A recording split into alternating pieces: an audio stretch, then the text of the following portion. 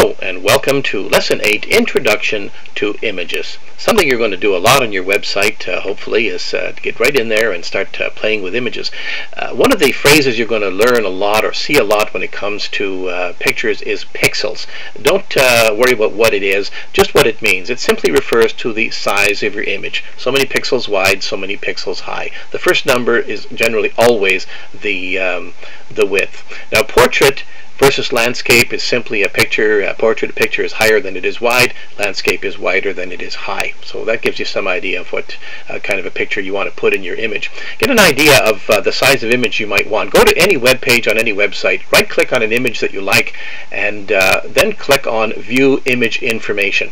And note the size and description. For example, you might look at a picture that's 350 pixels wide, 88 pixels high, and so on. First refers to the width, again, and the second refers to the height of the picture. That'll give you an idea. A large picture generally runs around 500 to 650 pixels wide. That's about 3/4 of your usable page space.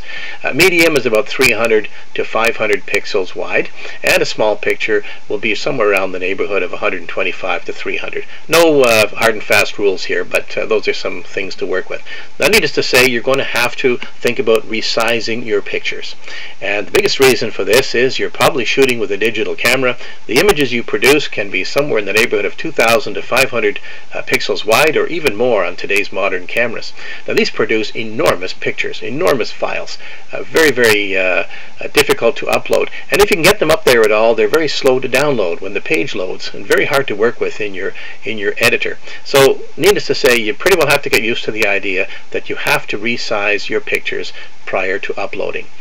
A lot of ways to do this, and we could go on forever in this particular module, but one of the things you want to do is make sure you copy all your valuable pictures to another folder. You can use Photoshop or any photo editing software to resize your images to whatever size you want, using some of the ideas and the numbers that we used before. There's a lot of free utilities out there, Easy Thumbnails, Picasso, just to mention two of the most popular. Don't be afraid of downloading some of these little utilities and get practice on sizing your pictures before you edit them.